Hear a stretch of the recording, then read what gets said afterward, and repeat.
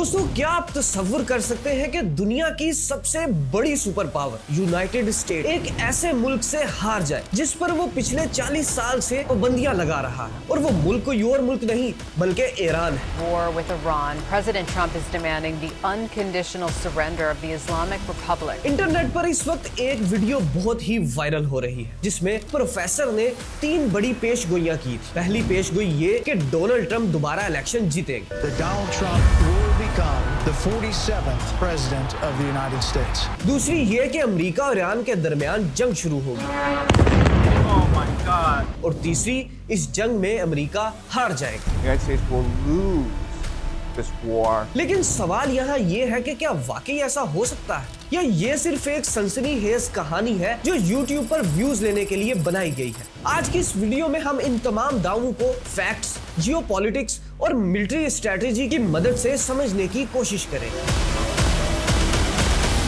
दोस्तों, अमेरिका और ईरान की दुश्मनी आज की नहीं, ये तनाज़ा असल में ईरानियन रेवोल्यूशन के बाद शुरू हुआ था। 1979 में ईरान में इनकलाब आया और एक नई इस्लामी हुकूमत कायम हुई जिसकी क़यादत रूहुल्लाह खुमैनी ने की। इसके बाद अमेरिका और ईरान के ताल्लुकात तकरीबन खत्म हो गए। अमेरिका ने ईरान पर सख्त पाबंदियां लगा दी और दोनों ममालिक एक दूसरे के बड़े मुखालिफ बन गए। आज भी अमेरिका और ईरान को मशरक़े वस्ता में एक बड़ा खतरा समझा जाता है, जबकि ईरान अमेरिका को खित्ते में मुदाखलत करने वाली ताकत समझता है। ऐसे में सवाल ये है कि अगर कभी जंग हुई तो ईरान कैसे मुकाबला करेगा। ईरान बराह रास्त जंग से ज्यादा प्रॉक्सी वॉर की हिकमत अमली इस्तेमाल करता है। इसमें वो हित्ते के मुख्तलिफ ग्रुप्स को सपोर्ट करता है, जैसे लबनान में हिजबुल्लाह, फलस्तीन में हमास और यमन में हौजी। ये ग्रुप्स मुख्तलिफ इलाकों में अमेरिका और उसके इत्तेहादियों के खिलाफ दबाव पैदा करते हैं। इस तरह ईरान को बराह रास्त जंग में शामिल हुए बगैर भी असर डालने का मौका मिल जाता है। दोस्तों, जदीद जंग में एक और चीज बहुत अहम हो गई है और वो चीज है ड्रोन्स। मिसाल के तौर पर ईरान का शाहिद 136 ड्रोन एक ऐसा सस्ता ड्रोन है जो सैकड़ों या हजारों किलोमीटर दूर तक जा सकता है और अपने हदफ को निशाना बना सकता है। Oh my God.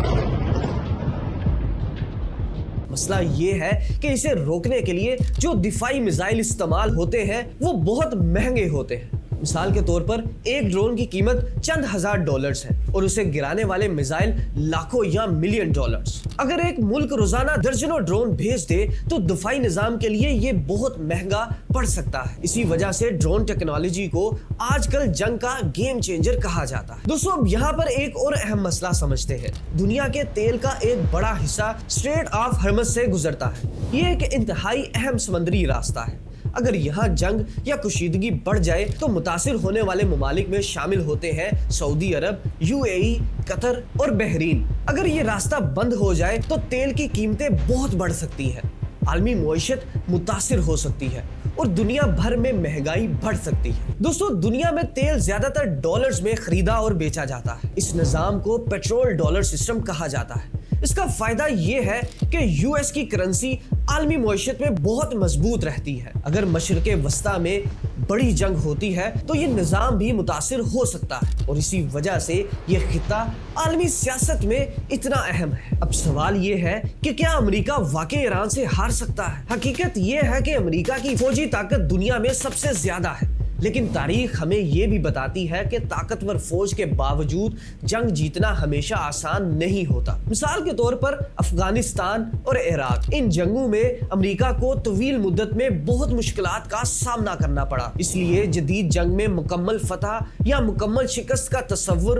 पहले जैसा सादा नहीं रहा। तो इस पूरी बहस का खुलासा क्या है? ईरान गैर रवायती जंगी हिकमत अमली इस्तेमाल करता है। ड्रोन टेक्नोलॉजी जदीद जंग में बड़ा किरदार अदा कर रही है। के वस्ता की कुशीदगी आलमी मईशत को मुतासिर कर सकती है, लेकिन ये कहना कि अमेरिका यकीनी तौर पर हार जाएगा अभी सिर्फ एक कियासराई है। जियोपॉलिटिक्स में हालात बहुत तेजी से बदलते हैं, इसीलिए किसी भी वायरल वीडियो या पेशगोई को बगैर तहकीक के सच मान लेना दुरुस्त नहीं। सब्सक्राइब।